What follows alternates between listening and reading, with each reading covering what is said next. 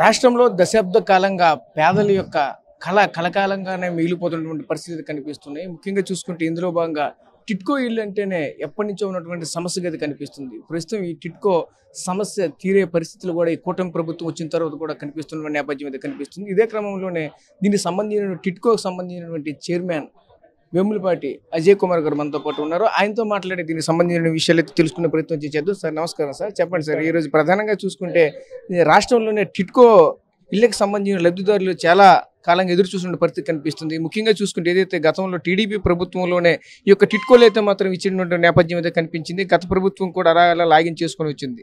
కానీ ఇప్పుడు ఈ కూటమి ప్రభుత్వం ఏర్పాటు ఈ సంవత్సర కాలం పాటు పూర్తయింది. దీనికి సంబంధించిన ప్రణాళిక ఏ విధంగా సిద్ధం చేసుకుని వెళ్తున్నారు ఏంటి సార్? ఖచ్చితంగా అండి, ఇది ఒక ప్రతిష్టాత్మక ప్రాజెక్టు.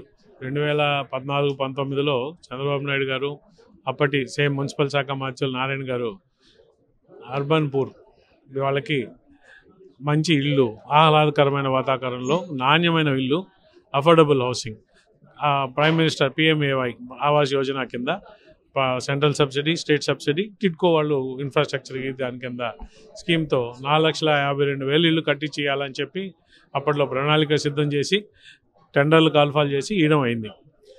అయితే దురదృష్టవశాత్తు 2019లో ప్రభుత్వం మారడం, వేరే ప్రభుత్వం రావడం, ఆ ప్రభుత్వం వారి యొక్క ఆలోచన విధానం ప్రకారం టిట్కోని ముందరకు తీసుకోపోకుండా ఆపేయడం జరిగింది. వాళ్ళు దాన్ని చాలా మార్పులు చేశారు. టిట్కో దీంట్లో 4,52,000 ఇళ్ళని 2,61,000 ఇళ్ళకి కుదించి తీసుకువచ్చింది. అదే కాకుండా ఈ 300 చదరపు అడుగుల ఇళ్ళని 2,65,000 రూపాయలు అప్పటి లబ్ధిదారులు కట్టాలని ప్రభుత్వం, తెలుగుదేశం ప్రభుత్వం చెప్తే కట్టబలేదు. 2,65,000 మేమే కడతాము, మీకు రూపాయికే ఇల్లు ఇస్తామని చెప్పి కిందటి ప్రభుత్వం అనౌన్స్ చేసింది. అనౌన్స్ చేసినంత వరకు బాగానే ఉంది. కానీ దానికి సంబంధించిన ఎటువంటి నిధులు సమకూర్చకుండా, కాంట్రాక్టర్స్కి ఎవరైతే ఉన్నారో వాళ్ళకి పేమెంట్ లేకుండా, పోనీ కంప్లీట్ అయిన ఇల్లు కూడా లబ్ధిదారులకి హ్యాండ్ ఓవర్ చేయకుండా ఈ టిట్కో ఇల్ని, ఆ వ్యవస్థనే మొత్తం నిర్వీర్యం చేసే విధంగా చేసింది. అయితే మన కూటమి ప్రభుత్వం వచ్చిన తర్వాత టిట్కో మీద చాలా అధ్యయనమే చేయాల్సి వచ్చింది. ఎందుకంటే వాటిలో రకరకాల సమస్యలు ఎదురైనాయి మాకు. ముందర టిట్కో కాలనీలకు పోయినప్పుడు చాలామంది నాకు ప్రధానంగా వచ్చింది ఏంటంటే, సార్ మా దగ్గర 50,000 తీసుకున్నారు, ₹1,00,000 తీసుకున్నారు, మా దగ్గర లోన్లు, మేము రుణాలు బ్యాంక్ శాంక్షన్ చేస్తే ప్రభుత్వం ఆ డబ్బుల్ని డ్రా చేసుకొని వాడుకుంది, మాకైతే ఇల్లు ఇవ్వలేదు. ఇప్పుడు మా మీద బ్యాంకులు విపరీతమైన ప్రెషర్ పెడుతున్నారు, మేము EMIలు కట్టమని.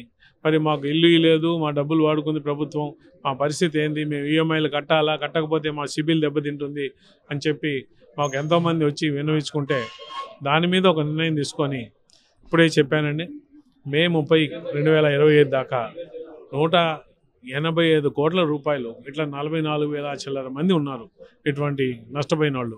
వాళ్ళందరి తరఫున కూడా ఈ ప్రభుత్వం ఒక 185 కోట్ల రూపాయలు EMIలు మే 2025 దాకా చెల్లిస్తుంది. ఇదే కాకుండా మేము ఈ ఈ సంవత్సరం నుంచి అసలు ఎంత కావాలా, ఇక్కడ పరిస్థితి ఏంది, నేను టిట్కో కాలనీస్ తిరుగుతున్నాను, అన్ని దగ్గర నుంచి రిపోర్ట్స్ తెచ్చుకుంటున్నాను. ప్రభుత్వం కూడా దాని మీద చాలా దృష్టి పెట్టి మేము ఫైనల్గా ఈ 365, 430 చదరపు అడుగుల ఇల్లు ఒక 70,000 కంప్లీట్ చేయాలంటే సుమారు ఒక 14,000-1,500 కోట్లు కావాల్సి వస్తుంది. సో ముందర ఆ ప్రణాళిక చేసుకొని కంప్లీట్ చేస్తాము అని చెప్పి దాని గురించి ప్రణాళిక వేసుకొని దానికి కావాల్సిన వనరులు కూడా సమకూర్చుకొని ఇవాళ స్టార్ట్ చేయబోతున్నామండి. ఈ నెలాఖరికల్లా వర్క్స్ అన్నీ స్టార్ట్ అయిపోతే ఖచ్చితంగా కూడా, ఎందుకంటే 80-90% అయిపోయినాయి మోస్ట్లీ. వీటికి ఇవ్వాల్సింది ఏంటి, ఫినిషింగ్ చేయాల్సినవి కొన్ని దగ్గర దొంగతనాలు అయినాయి, వైరింగ్ మళ్ళీ చేయించాలా. మళ్ళీ అలాగే ఇన్ఫ్రాస్ట్రక్చర్, రోడ్లు పాడైపోయిన రోడ్లు చూస్తే రోడ్లు వేయించాలా.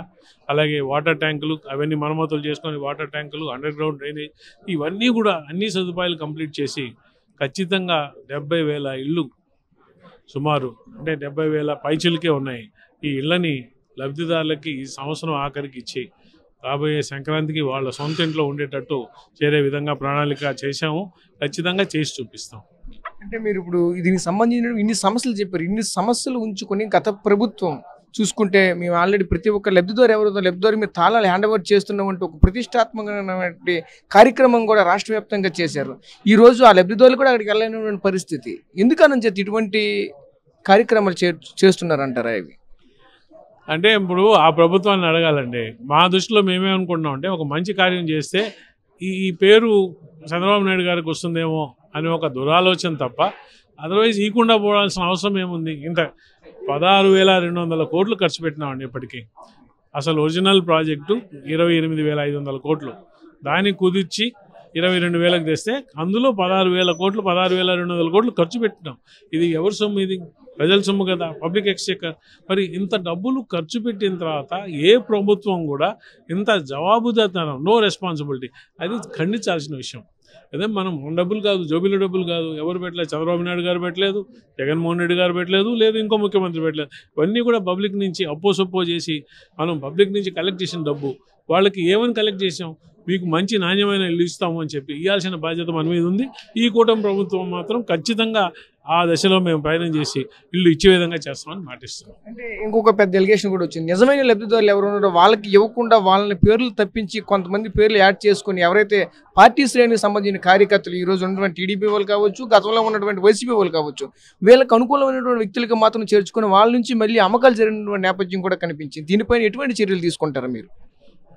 అంటే 2019లో మీరు ఏ శ్రేణులన్నా కానివ్వండి, మీరు కానీ అర్థం చేసుకుంటే 2017లో ఇది పెట్టినప్పుడు ఎవరికి ఇల్లు కావాలన్నా మీరు ముందర ఒక డబ్బులు పెట్టాలా.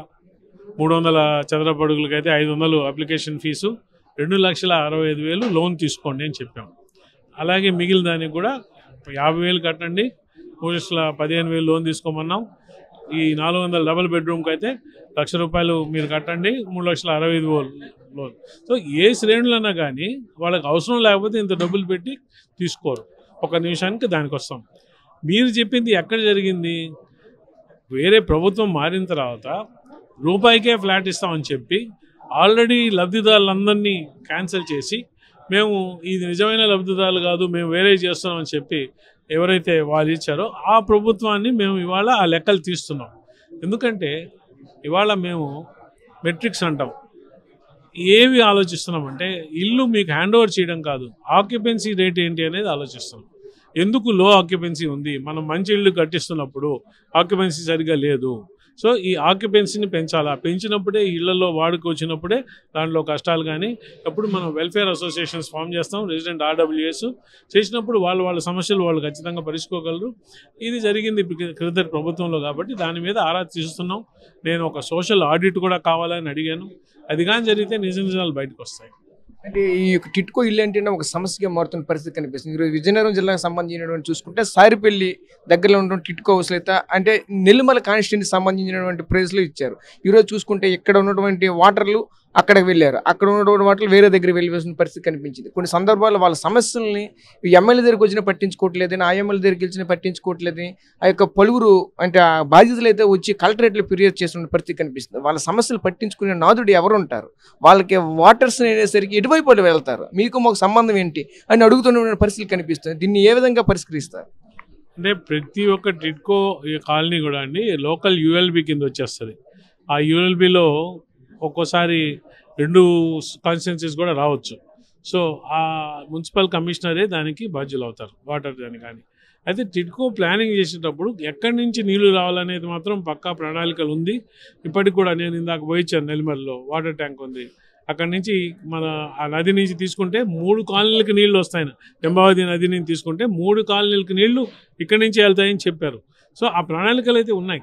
ఖచ్చితంగా నీళ్లు అక్కడి నుంచి సప్లై చేయడం అవుతుంది. అంటే టిట్కో సమస్యల బలంలో ఉన్నది. ఇక్కడ మీరు చూశారు ఈరోజు ఎంత దౌర్భాగ్య పరిస్థితులు ఉన్నాయి. రోడ్లు కావచ్చు, అక్కడ ఉన్న బిల్డింగ్లు కావచ్చు, కనీసం బిల్డింగ్ చూసినా నాణ్యత లోపించినటువంటి పరిస్థితి కనిపిస్తుంది.